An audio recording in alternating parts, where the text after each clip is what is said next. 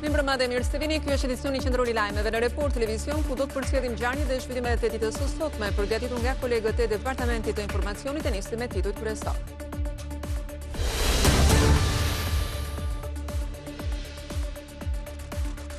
Rreth 2800 ton mbetje të industrisë së çelikut të kompanisë Kurum, të cilat në korrik të vitit 2024 u nisën nga Shqipëria drejt Tajlandës për të rikthyer pas pak muaj më vonë, rezultuan të rrezikshme dhe prokuroria e Durrësit lëshoi 33 masa sigurie.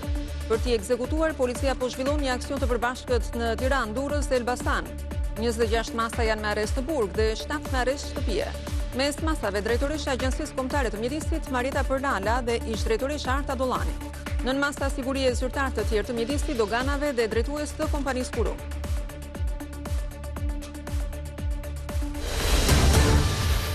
Socialistët nuk të roqën nga rendi ditës në kuvend propozimin për heqjen e bashkëkryetarit dhe barazisë të anëtarëve në Komisionin për Reformën Territoriale dhe thanë se do të presin deri kur kjo pikë të diskutohet sonte në kuvend. Demokratët mohuan bojkotin me argumentin se mbledhjet ishin thirrur pa u konsultuar me ta, por socialistët kërkuan që opozita të shprehë qarta si angazhimin se do t'i bashkohet rregullisht mbledhjeve. Gjykata kushtetuese as në mbledhjen e dytë nuk ja doli të marrë vendimin për ankimimin e qeverisë ndaj gjykatës së posaçme për pezullimin nga detyrat e Belinda Ballukut. Grupa e gjyqtarëve pasi shfrytoi dy çështje të tjera, kërkoi më shumë kohë për të shprehur pa caktuar një datë se kur do ta thotë fjalën e fundit. Kjo çështje ka bllokuar edhe kërkesën e SPAK për arrestimin e zëvendës kryeministres pasi socialistët e kanë kushtëzuar shqyrtimin e saj me vendimin e kushtetueses.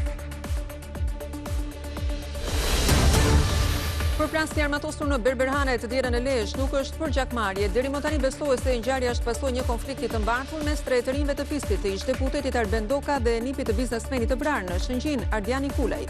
Edhe pse të armatosur deri në dhëmb, Ndokaj dyshohet se shkua në Berberhane ta dhunojnë brutalisht 21 vjeçarin, por u tërhoqën, kur ai dhe një polis në Berberhane nisën t'i qellojnë me armë.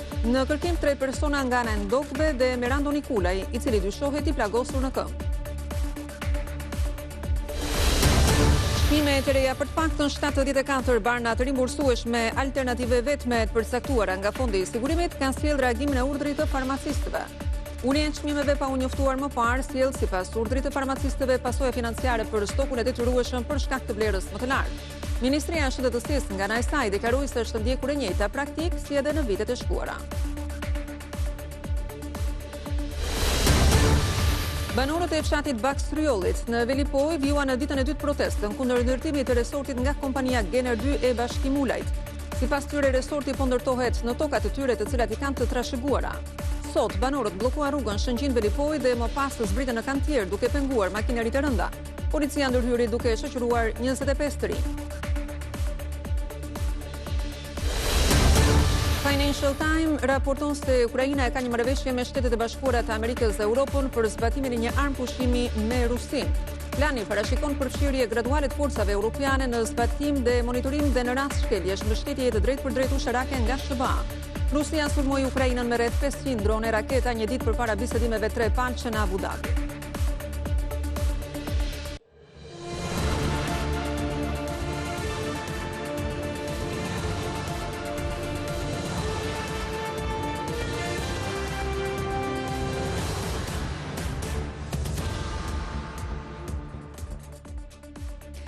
Ndalemi mëngjesisht në lajmet e ditës. Odiseja e gjatë e 2800 ton mbetjeve që dolën nga kurumin e Elbasan si oksid karboni dhe rezultuan të jenë të rrezikshme, është mbyllur me një listë gjatë personash, ndaj të cilëve prokuroria e Durrësit ka lëshuar 33 urdhër arreste.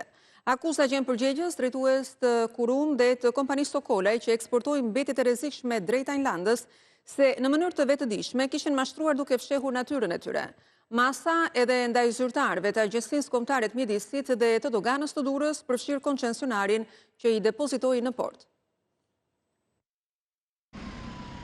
33 urdhër arreste lëshoi prokuroria e Durrësit për 2800 ton mbetjet e rrezikshme të kompanisë Kurum, që dolën nga porti i Durrësit në korrik të vitit 2024 dhe u kthyen nga Tajlanda 3 muaj më pas, në tetor. Masat e sigurisë janë firmosur edhe nga gjykata dhe po ekzekutohen nga policia në 3 qytete, Elbasan, Tiranë dhe Durrës. 26 janë arrest në burg dhe 7 të tjera arrest shtëpie, por ende nuk ka informacione se sa prej tyre janë ekzekutuar nga forcat e policisë në terren.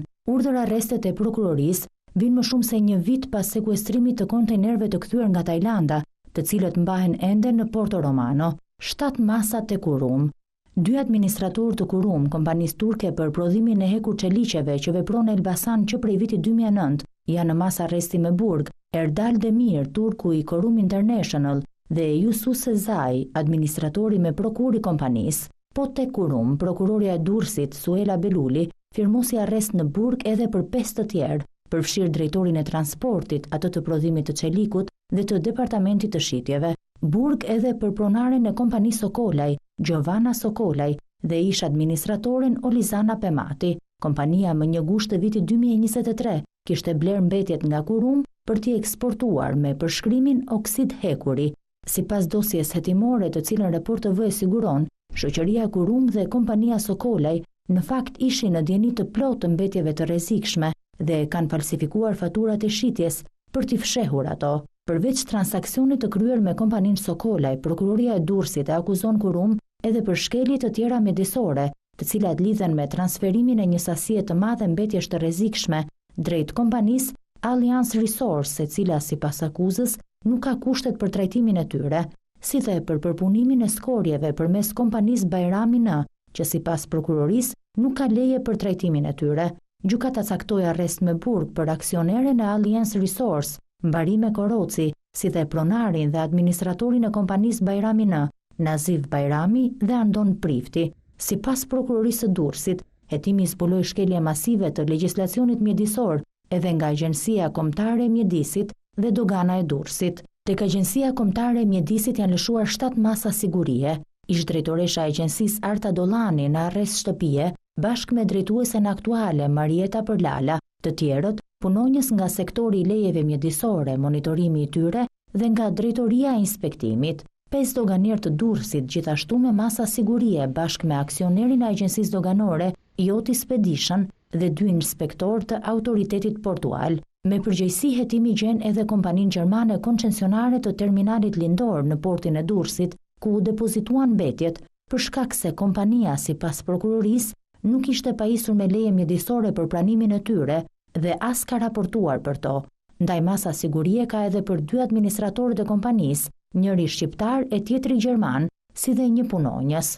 Kompania MS Apo i ka dhënë kompanisë Sokolaj hapësirë për depozitimin e mbetjeve në portin e Durrësit përmes disa kontratave të qeras të lidhura me kompaninë GS Minerals, me seli në Kroaci, e kontrolluar gjithashtu nga familja Sokolaj. Ndaj arrest me burg u caktua edhe për Doni Sokolaj, administratorin e kësaj kompanie.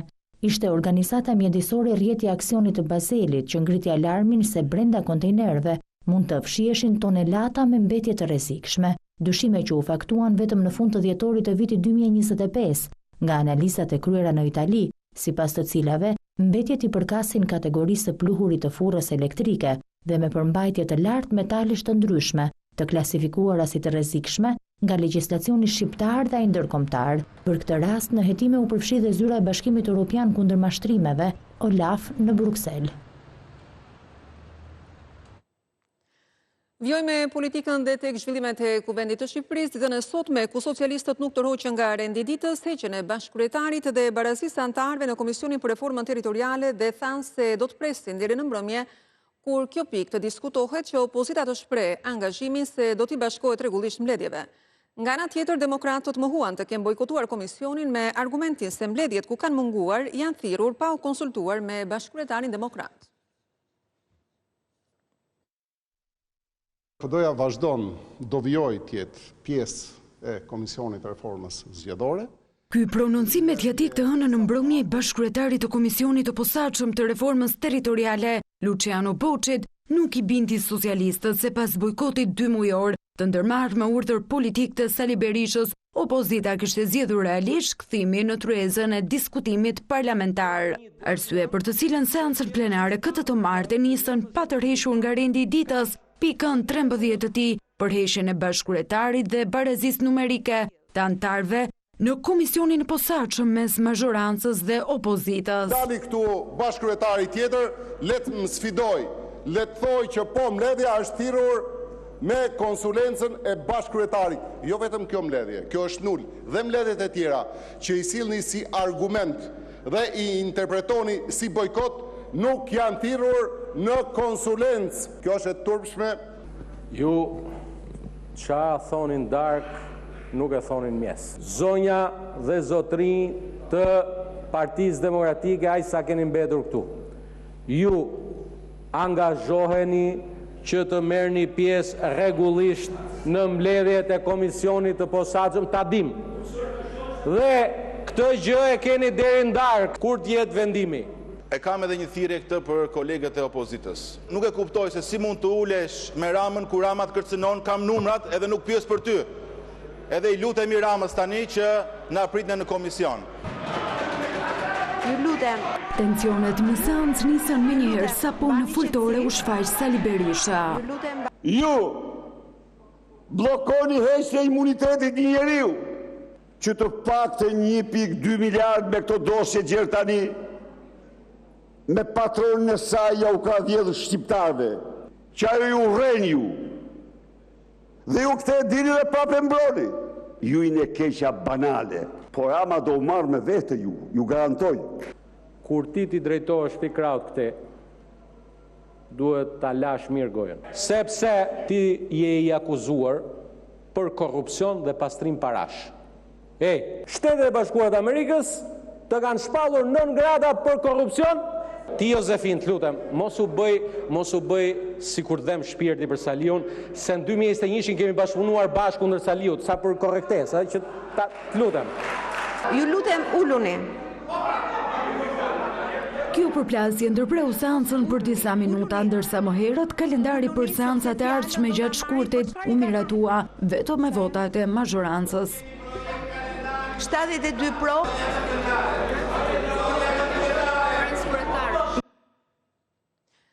Gjykata kushtetuese asot nuk ja doli të marrë një vendim për çështjen Balluku. Trupa u mlot, por sërish kërkoi më shumë kohë pa caktuar një datë se kur do ta thotë fjalën e fundit. Kjo çështje ka bllokuar edhe kërkesën tjetër të SPAK për të arrestuar zëvendës kryeministren, sepse socialistët thonë se kuvendi do të shprehet vetëm pas vendimit të kushtetueses për pezullimin e numrit 2 të qeverisë.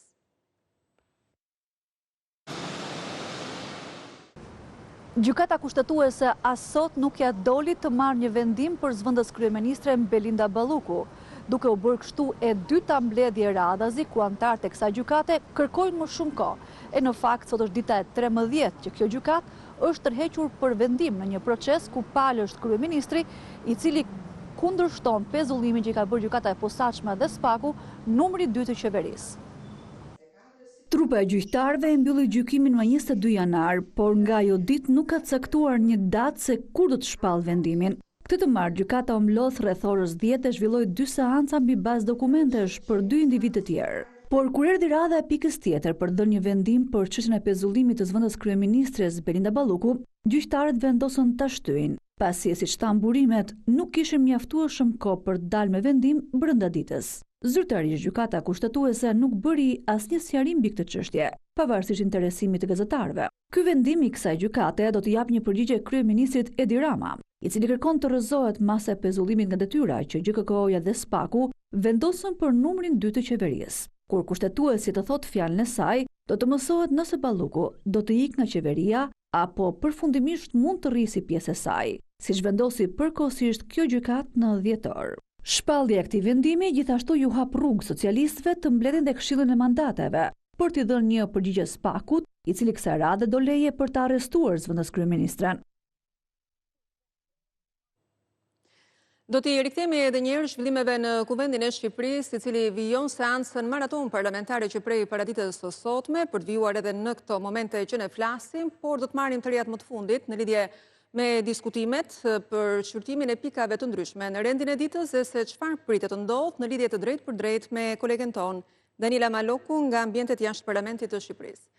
Danila, mirë mbrëma, atyre ku janë fokusuar diskutimet e deputetëve të opozitës dhe të mazhorancës për cilat pika të rendit të ditës dhe ato më kryesore të kyçe që priten në vijim?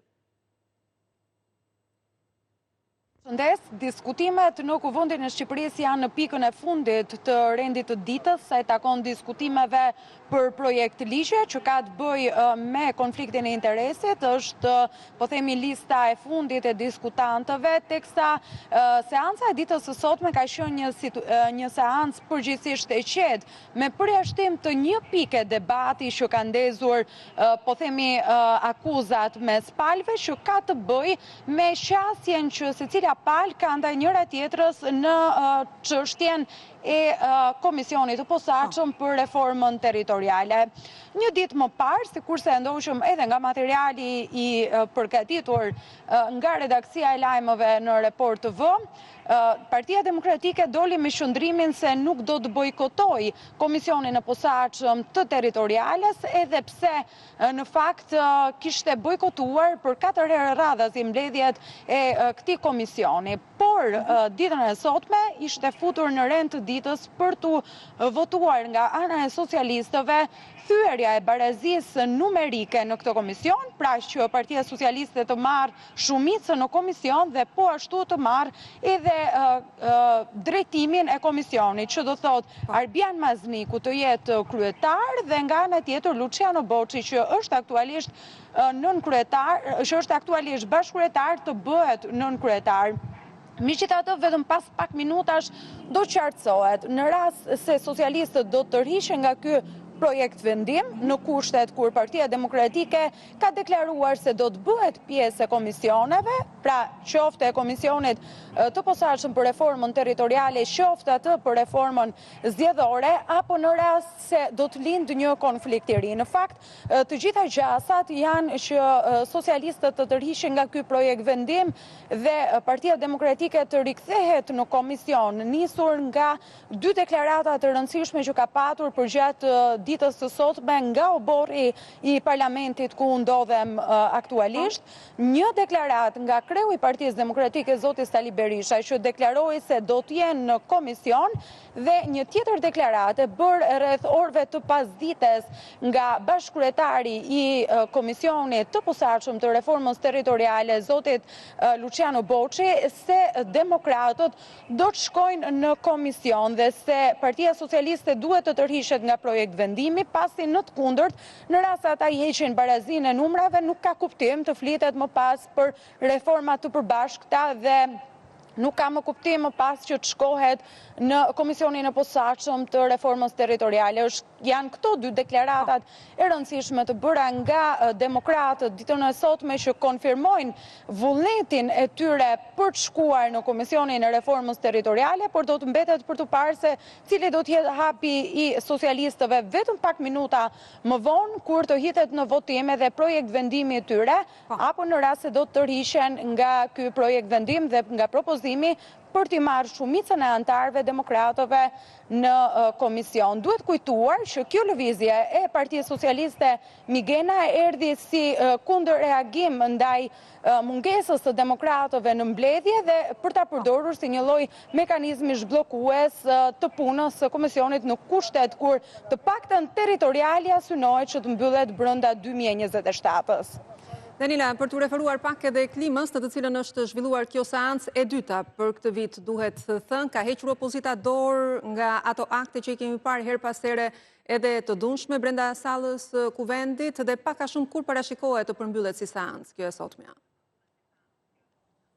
Në fakt, krahasuar me seancat e shkuara, Megi ka qenë një seancë më e qetë. I vetmi moment kur ka patur një lloj tensioni dhe kur deputetët e opozitës kanë shkuar në foltoren e kuvendit, ka qenë ai kur në foltore mbante fjalën kryedemokrati Sali Berisha, i cili në fakt kërkon hera herës me insistime dhe në foltoren e kuvendit për të marrë fjalën qoftë për replik, por qoftë edhe për procedurë, duke kërkuar në një farë mënyrë që edhe t'i imponohet kryetarit kuvendit ose drejtuesës së seancës sikurse ishte ditën e sotme, dhe për të mbajtur shëndrimin e tij lidhur me çështje të ndryshme. Pra, i vetmi moment tensioni ishte ai kur zoti Berisha sot ju adresua socialistëve duke i akuzuar se po tentojnë të mbrojnë zëvendës kryeministren Belinda Balluku dhe të mos i japin SPAK atë që kërkon, pra imunitetin e zonjës Balluku për çuar më pas në arrestimin e kësaj të fundit. Sigurisht që deputetët e opozitës sa herë zotit Berisha tentohet që ti ndërpritet në një farë forme fjala ngrihen në foltore duke tentuar që ta bllokojnë këtë të fundit, por kjo çoi vetëm në disa minuta pushim të seancës plenare dhe më pas u rikthyen deputetët, edhe pse me akuza dhe kundër akuza ndaj njëri tjetrit që nuk mungohen asnjë seancë plenare, në fakt tonet kanë qenë më pas të qeta gjatë gjithë diskutimeve të bëra gjatë pasdites. Do të mbetet për të parë nëse do të ketë debate në atë që ne konsideruam çështjen më të rëndësishme të ditës sot, pikërisht projekt vendimi i socialistëve për reformën territoriale dhe pikpyetja e madhe nëse do gjendet konsensusi mes të dyja palëve për të shkuar edhe një herë si të barabarta në Komisionin e Reformës Territoriale, në kushtet kur zoti Berisha nuk është në sallë, pra nuk është në sallën e seancës plenare, nga përfaqësuesi demokrat është bashkëkryetari i reformës zoti Luciano Boçi, pak më herët ka mbërritur edhe Arbian Mazniku, është po ashtu në sallë edhe zoti Tauland Balla, kështu që sy do të jenë të fokusuar kryesisht tek kjo çështje e fundit e rendit ditës për sot, me shpresën që brenda po themi 1 orë ose 2 orësh të përmbyllen edhe diskutimet e kësaj seance të gjatë plenare të ditës së sotme. Shumë faleminderit Daniela Maloku për raportimin e drejtë për drejtë nga Kuvendi i Shqipërisë. Sigurisht do të kemi edhe komunikime të tjera bashkë me redaksin, por edhe me emisionet live në lidhje me zhvillimet që vijnë prej andej. Ne do të ecim më teme të tjera informacione, nevoja për ndërhyrje në kodin penal dhe ato të procedurës penale për të dhënë përgjigje problematikës me numrin e lartë personave që mbahen në paraburgim pa një vendim fajësie është, sipas ministrit të drejtësisë Besfort Kamallari, problemi kryesor me të cilin përballet vendi. Këto komente ministri bëri gjatë fjalës së tij në interpelancën e thirrur nga Partia e Lirisë për trajtimin e Ilir Metës. Prej vitesh në Shqipëri numri i të paraburgosurve mbi 2600 përbën shumicën e personave të mbajtur në institucionet e vuajtjes së dënimit. Së fundmi çështja po trajtohet si një emergjencë edhe nga autoritetet. Ministri i Drejtësisë Besfort Kamallari edhe në ndërhyrjen e tij në parlament këtë të martë ju rikthye nevojës për ndërhyrje ligjore. Duke dashur këtu të përcjell dhe shqetësimin e ngritur dhe nga Këshilli i Evropës, si mbi kohën e gjatë të qëndrimit në paraburgim, apo dhe nevojën për të ndërhyrë në kodet, respektivisht kodin penal dhe kodin e procedurës penale për të garantuar pikërisht të drejta dhe trajtim dinjitos për gjithë paraburgosurit, të bëhemi gjithë bashkë dhe gjejmë gjuhën e përbashkët për përmirësuar kodet, për të ulur marzhet e dënimit, të cilat për fat keq ende sot e kësaj dite trashëgojnë një mendësi të një kulture politike atavike, ndëshkuese, represive. Pak ditë më parë ekspertët ndërkombëtar të angazhuar nga autoritetet dhanë një sër rekomandimesh për të trajtuar dhe zgjidhur situatën. Ministri Kamallari ishte në parlament i thirrur në interpelancë nga deputeti i Partisë së Lirisë Tedi Blushi, i cili kërkoi sqarime për atë që e quajti trajtim çnjerëzor ndaj Ilir Metës në paraburgim. Avokati i popullit ju ka lënë mbi tavolinë 9 rekomandime në lidhje me dhënien fund të trajtimit kriminal dhe çnjerëzor të ish presidentit të Republikës, zotit Ilir Meta, e rrëmbyet në mënyrë mafioze dhe për më shumë se 15 muaj vjoni ta mbani në izolim ekstrem. Por sipas ministrit Kamallari, avokati i popullit ka ofruar rekomandime të përgjithshme. Bëhet fjalë për rekomandime përgjithësuese dhe jo për një raport që konstaton shkelje konkrete apo përgjegjësi individuale në rastin e shtetësit në fjalë. Raporti në asnjë moment nuk konstaton dhe nuk përdor terminologjinë trajtim degradues apo çnjerëzor. Blushi kërkoi sqarime edhe për kufizimin e takimeve dhe telefonatave për ish-presidentin Meta. Kufizimi i takimeve të zotit Meta në vetëm 4 të tilla në muaj, kur ligji parashikon ndryshe, ju rikujtoj se përbën shkelje të rënd të kushtetutës. Gjithashtu ju rikujtoj një tjetër konstatim dhe që lidhet me kufizimin e telefonatave, një kufizim thellësisht antiligjor. Sistemi penitenciar nuk janë dhe nuk mund të jenë instrument i betejës politike dhe as studio televizive. Ministria e Drejtësisë mbetet e vendosur të garantojë barazi përpara ligjit, pa privilegje dhe pa përjashtime, pa askënd. Avokati i popullit në raportin drejtuar Drejtorisë së Burgjeve rekomandonte marrjen e masave të menjëhershme për të lehtësuar gjendjen e të paraburgosurit Ilir Meta, i cili u arrestua tetorin e vitit 2024, i dyshuar për korrupsion, pastrim parash dhe fshehje pasurie. Nga Fieri, Ervis Saliani i replikoi sërish Sali Berishës dhe Flamur Nokës, duke thënë se me të i kanë bërë llogarit gabim. Saliani tha se fa lëvizjes së tij, Partia Demokratike është nxitur për protestat dhe për analizën e brendshme. Referuar qëndrimeve të paqarta të Partisë Demokratike për territorialen, ai u bën thirrje demokratëve të jenë pjesë e reformës dhe të paraqesin propozimet e qytetarëve. Debatin e nisur mbi reformën territoriale u komentoi nga Fieri edhe ish deputeti Ervin Saliani.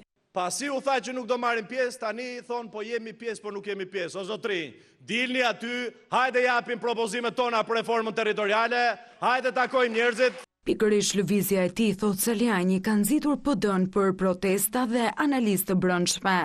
Ju i keni organizuar protestat para kryeministrisë, ju keni bërë që të ketë analizë Partia Demokratike, ju keni bërë që deputetët dhe drejtuesit e Partisë Demokratike të dalin terren, sepse Partia Demokratike ishte në gjumë. Sali Berishës dhe Flamur Nokës, që kanë shpallur përjashtimin e tij nga partia, u thotë se i kanë bërë llogarit gabim. Disa prej leadershipit nuk i kanë bërë mirë llogarit, sepse ne dhe unë personalisht nuk kam ardhur në politik për të eshtur përballë padrejtësisë, po për të folur përballë qytetarëve, përballë leadershipit, siç kanë bërë përballë qeverisë. Madje ironizon edhe udhëzimin e tyre për të mos lënë në listat e antarësisë të ngjashmit të Salianit.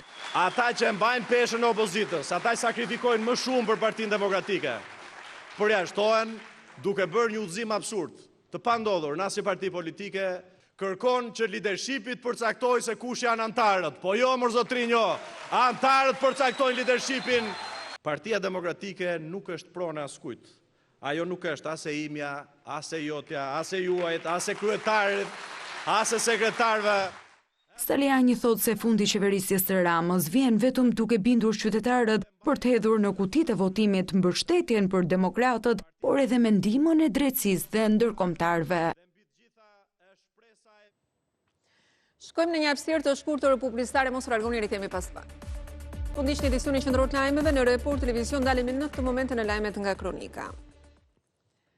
Përplasja armatosur në Berberhane të dielën në Lezhë nuk është atentat për gjakmarrje, por deri më tani besohet se është pasojë një konflikti të mbartur mes tretërinjve të fisit të ish-deputetit Arben Doka dhe nipit të biznesmenit vrarë në Shëngjin Ardiani Kulaj.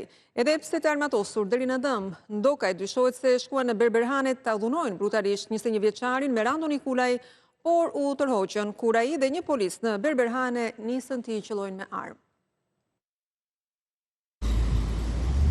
Nipi ish deputetit socialist Arben Doka ishte në kërkim policor, por kjo nuk e ndali të përfshihej në një tjetër ngjarje kriminale. Kevin Doka dyshohet se me të atin gëzimin sulmua në një lokal dikush rinj dhe i bën për spital. Prej 12 janarit, policia nuk e kishte gjetur, derisa emri i tij del në një ngjarje edhe më të rëndë. Tashmë ai kërkohet për sulmin me armë të një shkurtit që la 2 të plagosur në Berberhane në Rill të Lezhës. Bashkë me të në kërkim janë edhe 2 të tjerë nga Ardo dhe Eliseo. Ata akuzohen si pjesë e grupit prej 7 personash, të cilët mbrëmjen e së dielës hynë të armatosur dhe me maska në Berberhane, 5 me Kalashnikov dhe 2 me shkopa bejsbolli. U prezantuan si polic, por Merando Nikulaj, 21 vjeçari i afërm i biznesmenit të ekzekutuar në Shëngjin, Ardian Nikulaj në 2023, kuptoi se nuk ishin efektiv. Policia thot se edhe i riu, gjithashtu i shpallur në kërkim, ishte i armatosur dhe i sulmoi me armë autorët. Hetimet janë përqendruar të zbulojnë se kush qelloi pari me armë. Dyshime ka se sapo kanë parë personat e dyshim të parit këtë qelluar Merando Nikulaj për t'i zmbrapsur autorët. Mëtej sipas burimeve ka nisur të qellojë me pistoletën e shërbimit polici Besart Kovaçi, i cili ndodhej në Berberhane. Agresorët, të cilët erdhën me 2 makina, mendohet të kenë qelluar me breshëri Kallashnikovi gjatë largimit nga salloni, duke bërë shosh me plumba jo vetëm fasadën e xhamit të tij, por edhe disa biznese të tjera. Plumbat lanë të plagosur në këmbë Merando Nikulajin, i cili pas ngjarjes u largua dhe ende nuk është gjetur nga policia. pavarësisht se mund të ishte shënjestër e agresorëve. Edhe ai kërkohet për vrasje me dashje e mbetur në tentativë dhe armbajtje pa leje, njëjtë si 3 kushinj Ndoka. Hetimet paraprak orientojnë drejt dyshimit se Ndokët donin të dhuronin rënd me Randoni Kulajn dhe arsyeja mendohet se fshihet në një konflikt të vjetër mes tyre. Disa muaj më parë, palët janë zënë në kunet e Shëngjinit, fillimisht verbalisht, por më pas në ngjarje që ka pak detaje zyrtare. Nikulaj dyshohet se përplasën qëllimisht me automjet 2 pjesëtar të Ndokëve, të cilët po lëviznin me motocikleta. Efektivi policisë në Berberhan është arrestuar dhe po hetohet për shpërdorim të detyrës ndërsa i plagosur pa faj. Në këtë përplasje mbeti berberi Sokol Daci. Në seancën gjyqësore për procesin plumbi i artë, dëshmoi Henrik Hoxhaj, të cilit ju hoq statusi bashkëpunëtorit të drejtësisë nga pak pas dëshmive jo të vërteta. Ai tha se me të penduarin e drejtësisë, Nurettin Dumani është njohur në ditëlindjen e Festim Qolit në vitin 2020, ky i fundit në kërkim për vrasjen e Elvis Tedajt dhe më pas nënës së tij Fatmirës, pasi e ndjera kërkonte drejtësi për të birin. Hoxhaj tregoi se në seancë se disa muaj më vonë, në periudhën e pandemisë COVID-19, Dumani shkroi nga një telefon i koduar për t'u takuar. Aty tregon se ka marrë ofertën për të vrarë Dorian Shkozën në Durrës me porosi të Erion Alibejt, i arrestuar për një sër krimesh, gjithashtu sot me statusin e të penduarit. Një vrasje tjetër, atë të vëllezërve Haxhia në Durrës, një muaj më vonë në prill të 2020-s, Henrik Hoxhaj thot se mori sërish 35.000 euro dhe e realizoi me Nurettin Dumanin. Për këtë krim u arrestua shoferi që i shoqëronte për të bërë atentatin dhe këtu Henrik Hoxhaj flet për herë të parë përse në dëshmitë si penduar i drejtësisë përfshiu emrin e Altin Docit në këtë ngjarje, të arratisurit të rrezikshëm nga Spitali i Durrësit këtë janar që ende nuk është kapur. Shoferi i arrestuar foli dhe lidhi Italo Çelën me Altin Docin me ngjarjen dhe unë u çudita, por më pas bëra lidhjen që ishte instruktuar të thoshte ashtu, tregoi Hoxhaj. Në vim një blok lajme shkurt. Një 33 vjeçari dënuar më parë për vjedhje u arrestua nga policia e Vlorës nën akuzat se vodhi shumë të ndryshme parash në 2 minimarkete si dhe 2 steka cigaresh. I riu rezulton se më 29 janar ka kryer vjedhje në lagjen Pavarësia dhe 2 ditë më vonë te Isa Boletini. 34 vjeçari Laert Hasalla, i cili kishte porositur një vrasje që mbeti në tentativë për gjakmarrje, është dënuar me 25 vite burg. Ai ndodhej në arrest shtëpie me dyshimet se kishte porositur Mariglen Matjanin të vriste Marius Hasallën në vitin 2023. Nga të shtonat mbeti e plagosur Bajame Sejena, halla e Mariusit, e cila udhëtonte në të njëjtin automjet me të. Një 42 vjeçar nga Maqedonia e Veriut u arrestua në pikën kufitare të Bllatës pasi nuk pranoi të kontrollohej në vijën e dytë dhe tentoi të largohej me automjet, duke rrezikuar jetën e efektivëve të policisë. Ai akuzohet për kundërshtim të punonjësit të rendit publik dhe kalim i paligjshëm i kufirit, si dhe i sekuestrohet automjeti. Policia bashkiake vijon aksionin për lirimin e trotuareve nga makinat e parkuara gabimisht pranë shkollave, të cilat pengojnë qarkullimin dhe rrezikojnë sigurinë e fëmijëve gjatë hyrje-daljeve. Autoritetet paralajmërojnë se kontrollet do të vijojnë pa tolerancë pranë institucioneve arsimore, sidomos në orare të lëvizjes së fëmijëve.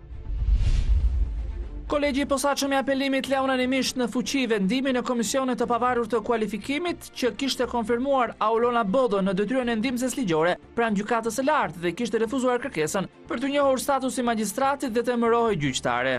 Bodo e kishte ankimuar një vendim të tillë, por pamundur të ndryshohet në KPA.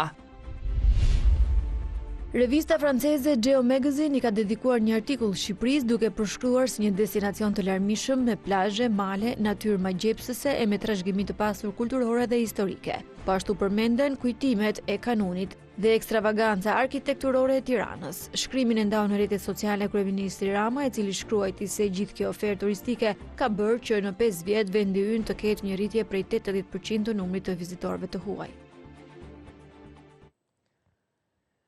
Do të shkojmë me një lajm të fundit në këtë moment e raportuar në redaksin ton nga kolegu Armand Xhelili nga Vlora, ku punimet për investimin në rrjetin e ujësillës, kanalizimeve kanë dëmtuar edhe një herë linjat elektrike, duke lënë pa energji rreth 300 abonent në këtë zonë, bëhet fjalë prej më shumë se një ore. Pas konstatimit të defektit, në terren kanë mbritur grupet e OSHE-s, të cilët po punojnë për rikuperimin dhe rikthimin e energjisë elektrike. Siç e ndiqni edhe nga pamjet, mungon furnizimi me energji i zonës, kryesisht asaj turistike në lungomare, dhe ky është rasti i dytë brenda një periudhe të shkurtër kur firma 2T që po shtron linjat e ujësisë, si dëmton kabllot e energjisë elektrike duke shkaktuar ndërprerje të furnizimit dhe duke lënë pa energji zona të tëra në qytetin e Vlorës.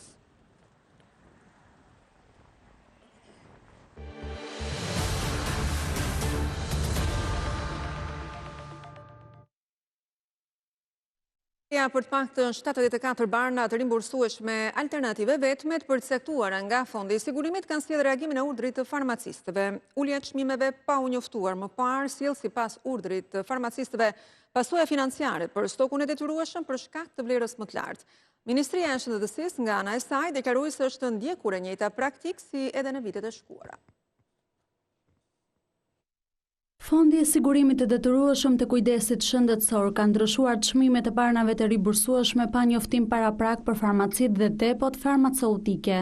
Ky është pretendimi i urdhrit të farmacistëve sipas të cilit mungesa e komunikimit zyrtar ka pamundsuar marrjen e masave për menaxhimin e stokut ekzistues të barnave të blera me herët me kosto më të larta.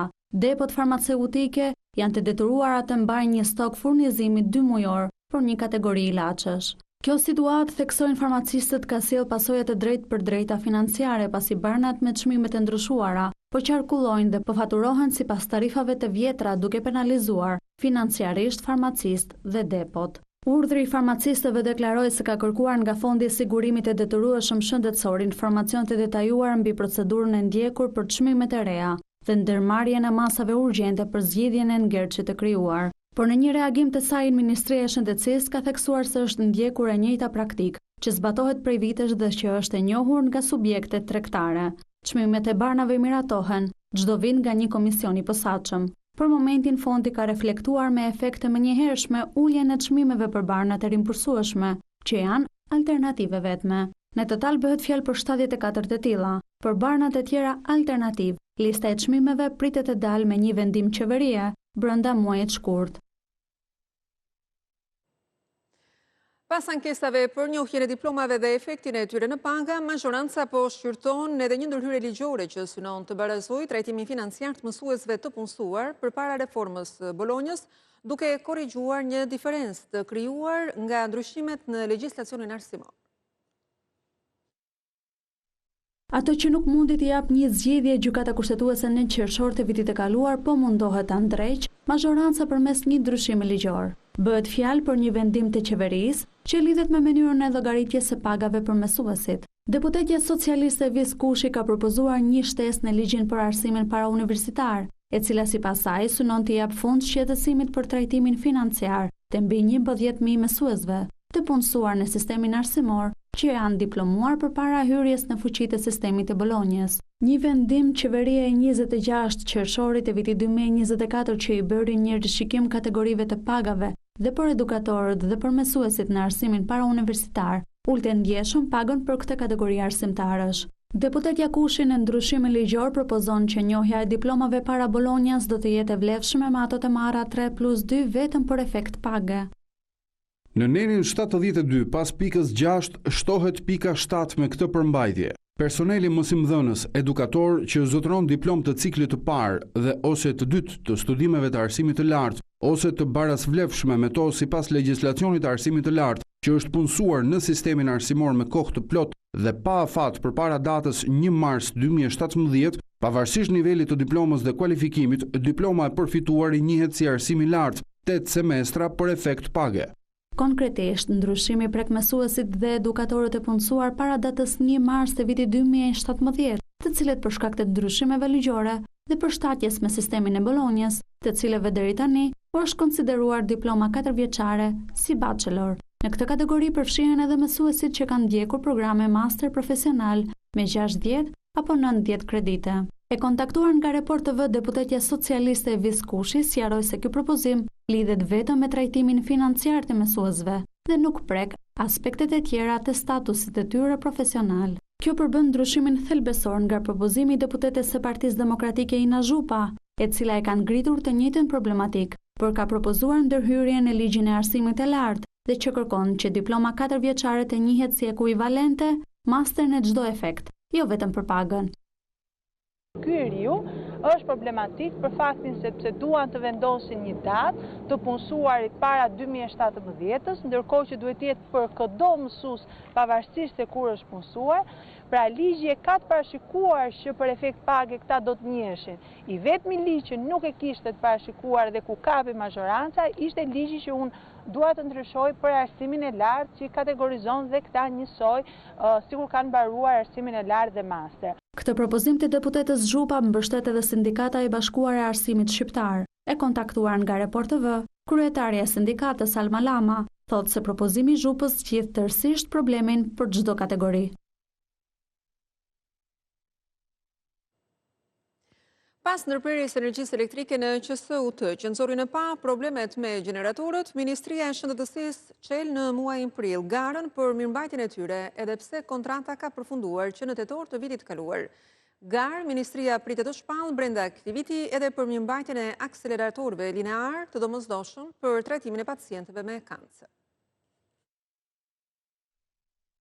Skandali i ndërprerjes së energjisë elektrike në QSOT dhe dështimi i pajisjeve rezerv kanë vënë në lëvizje Ministrinë e Shëndetësisë, e cilës kontrata e mirëmbajtjes së gjeneratorëve me kompanitë private i ka përfunduar që në tetor të vitit të kaluar. Pas gati 4 muajsh pa shërbim të mirëmbajtjes së gjeneratorëve në QSOT, qeveria po bën gati garën për tenderin e ri. Operatori i blerjeve të përqendruara ka parashikuar një garë për mirëmbajtjen e implanteve elektrike për qendrën spitalore universitare Nën Tereza. Por pavarësisht emergjencës së krijuar pak javë më parë, tenderi është parashikuar për t'u hapur në prill të këtij viti dhe është me fond limit 150.000 euro. Objekti i tenderit është ofrimi i shërbimeve të riparimit për sistemet elektrike, si dhe ndërhyrje për mirëmbajtjen dhe riparimin e implanteve përkatëse. Të 17 motogeneratorët që mbulojnë të gjithë godinat spitalore të qendrës universitare Nën Tereza, aktualisht janë pa shërbim mirëmbajtjeje. Ministria e Shëndetësisë duket se është vënë në lëvizje edhe për një tjetër problematik të ndjeshme, që lidhet me pacientët që vuajnë nga kanceri. Jo pak herë, pajisjet jetike për trajtimin e sëmundjeve tumorale nuk kanë funksionuar në QSOT për shkak të mungesës së shërbimeve dhe ndërhyrjeve teknike. Të dy akseleratorët her pas here pasojnë defekt për arsye teknike. Edhe për këtë situatë, operatori i blerjeve të përqendruara ka përfshirë në kalendarin e tenderave procedurën e prokurorimit për zëvendësimin e disa pjesëve përbërëse të akseleratoreve linear në pajin onkologjik. Fondi limiti kësaj procedure ka vlerën në rreth 500.000 eurove dhe përfshin shërbim të lidhura me software, instalim hardware, shërbim e instalimit e pajisjeve të radioterapisë, si dhe paketa mjekësore apo teknike për industri specifike. Megjithatë, pavarësisht se bëhet fjalë për një tender që lidhet drejt për drejt me jetën e pacientëve, gara është planifikuar të hapet në muajin dhjetor të këtij viti. Deri në përfundimin e të gjitha procedurave dhe shpalljen e fituesve, zbatimi real i kontratës pritet të nisë minimalisht nga viti i ardhshëm. Përshkallëzohet protesta në rjoll të Velipojës, aty ku dhjetra banor janë ngritur kundër resortit luksos të Bashkimulajt, pasi pretendojnë se u ka zaptuar tokat. Policia ndërhyri me forcë duke shoqëruar 25 të rinj. Sipas tyre, biznesmeni po punon në mënyrë palishme pasi nuk është zbartur leja e ndërtimit. Ka vijuar në ditën e dytë protesta e banorëve të rjollit në Velipoj kundër ndërtimit të një resorti luksos nga kompania Gener 2 në pronësi të biznesmenit dhe botuesit Bashkimulaj. Banorët denoncojnë se resorti po ndërtohet në tokat e tyre që i kanë trashëguar brez pas brezi. Protesta nisi në orët e mëngjesit me bllokimin e rrugës kryesore Shëngjin Velipoj për rreth 1 orë. Tensionet nuk vonuan. Me dhjetra forca të ndërhyrjes së shpejt zbritën në terren dhe shoqëruan disa të rinj. Pas bllokimit të rrugës, banorët zbritën në kantierin e resortit duke bllokuar makineri të rënda të Gener 2. Ata kërkojnë pezullimin e punimeve. Këtu kanë filluar zaptimi pronave nga firmat fantazëm që ne i njohim si firmë, por është fantazëm nga dokumentacioni, sepse dokumentacioni nuk e kanë të rregullt për arsye sepse leja që ka marrë me datën 16 janar nuk është zbardhur dhe nuk është shënuar plotëren zyrtare. Ne janë të na marrë, na kanë hyrë si gabiçar si ujqit, ne për pasuritë tonë, edhe ne jemi të ne si lepujt. Dje që na kanë tonë protestë, na kanë marrë nga çusi specat në komisariat. Na janë në tokë tonë, e s'po di më marrë vesh me gërgen. Banorët theksojnë se po u grabitën tokat që i kanë trashëguar brez pas brezi. Avokati Ndue Pjetra paralajmëron se punimet po kryhen pa u zbardhur ende leja e ndërtimit dhe thekson se banorët janë në proces gjyqësor duke pritur vendimin e apelit për pronësinë e tokës. Firma ndërtimit deri në momentin që ka marrë lejen është e lishme.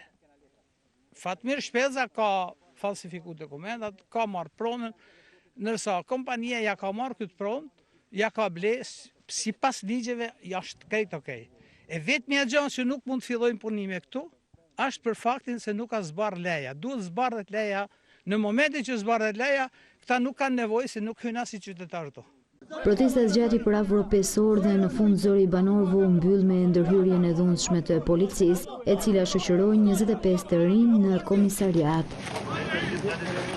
Ndërkaq më 15 janar të këtij viti, Ministri i Infrastrukturës dhe Energjisë Belinda Balluku ka firmosur lejen e ndërtimit për resortin turistik gjigant në zonën bregdetare ndërmjet Ranës së Hedhun dhe Velipojës. Kompleksi sipas projektit do të ketë sipërfaqe rreth 146 hektar, një nga investimet më të mëdha turistike në vend, por për banorët kjo leje nuk zhbën realitetin e ashpër, pasi toka e tyre është zaptuar nga privati dhe shteti është vënë kundër tyre për të shtypur protestën me dhunë. Shkojmë me pamje të drejtë për drejta në Kuvendin e Shqipërisë, ku po votohet në këto momente për projekt vendimin e territoriales. E paligjshëm të lëndëve narkotike dhe psikotrope. Ky akt kërkon shumicë të thjeshtë votash për miratim, votimi është i hapur, procedura e votimit 2 votime me elektronik. Hapet votimi në parim me elektronik.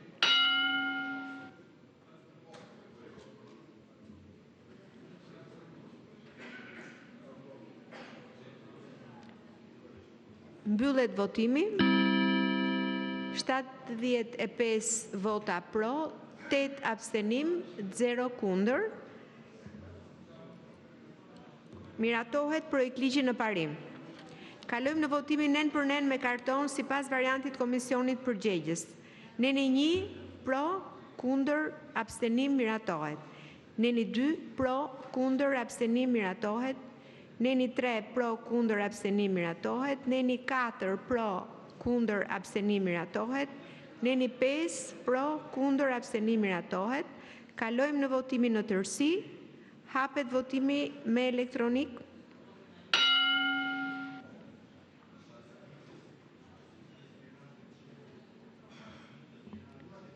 Mbyllet votimi. 76 vota pro, 8 abstenim, 0 kundër, miratohet në tërësi projekt ligji. Kalojmë në projektligjin për disa shtesa në ligjin numër 7975, datë 26/7/1995, për baronat narkotik dhe lëndët psikotrop të ndryshuar. Ky akt kërkon shumicë të thjeshtë votash për miratim. Votimi është i hapur, procedura e votimit 2 votime me elektronik. Mirë, lajmi i fundit është, siç jeni duke ndjekur edhe nga fleshi informativ, hiqet nga rendi i ditës shqyrtimi për Komisionin e Reformës Territoriale, pasi opozita ka pranuar të jetë pjesë e tij, ndërkohë që ne do të vijojmë me një tjetër informacion. Viti 2026 shënon një fazë të re për trashëgiminë kulturore me hapjen e muzeve dhe qendrave të vizitorëve, rjetëzimin e kalave dhe investime në site arkeologjike në të gjithë vendin. Ministri Blendi Gonçja njoftoi rritje buxhetesh, digitalizim të eksperiencës së vizitorëve dhe mekanizma të rinfinancimi, përfshirë sponsorizimet dhe fondi nga kursimet e tenderave për artin, kulturën dhe sportin. Muzeu Arkeologjik i Durrësit, Shtëpia Muze Aleksandër Xhuvani në Elbasan, qendra e vizitorëve Apolloni dhe rjetëzimi i dy kalave, Boshi dhe Kanina, janë atraksionet e reja turistike që do të hapen këtë vit. Njoftimi u bën nga Ministri i Turizmit Blendi Gonçja, i cili tha se ndërkohë po vijon puna edhe për teatrin kombëtar, Muzeun e Bre në Vlorë dhe Kalan e Shkodrës. Në proces janë edhe qendra e vizitorëve Bylis, Butrint, Muzeu i Arbëreshëve në Vuno, Biblioteka Kombëtare e Re, Muzeu i Pavarësisë në Vlorë dhe Muzeu Etnografik në Berat. Të hapim atraksione të reja në art dhe kulturë, siç është Galeria Kombëtare e Arteve. Na pëlqen dhe do të vijojmë ta thrasim kështu. Qendra Kulturore Kombëtare e Fëmijëve, rjetëzimin e 8 kinoteatrove, hapjen e Shtëpisë Muze Aleksandër Xhuvani në Elbasan, Muzeun Arkeologjik në Durrës, qendra e vizitorëve në Apolloni, Pallati i Kulturës në Mat dhe 2 kala të tjera rjetëzim që janë Borshi dhe Kanina. Rjetëzimi i trashëgimisë kulturore përfshin manastiret e Derviçjanit, Shënmëris në Goranzi, Shën Ilia në Lekël, Teqen e Koshtanit dhe kishat në Zervat, Himar, Roskovec. Por restaurohen gjithashtu objekte historike si ujësillsi Vranishtit, Kulla e Turanit në Korç, pasarela në Kalan e Lezhës dhe Kalaja e Alipashës në Qesarat. Ministri bëri me dije se do të dyfishohen buxhetet për institucionet e artit dhe kulturës, për kalendarin e aktiviteteve, mirëmbajtjen e objekteve dhe projektet e bashkëpunimit. Ai u ndal te ligji i sponsorizimit që rregullon donacionet dhe sponsorizimet për artin, kulturën, trashëgimin dhe sportin, duke nxitur financimin privat të këtyre sektorëve. Ligji i sponsorizimit kuptohet është i donacioneve dhe i sponsorizimit, por ka një rëndësi të jashtëzakonshme si këtu, si në sektorin e sportit, sepse prek natyrisht në radhë parë këto dy sektorë, bashkë me artin, kulturën, kuptohet edhe trashëgimia nuk përjashtohet dhe sportin.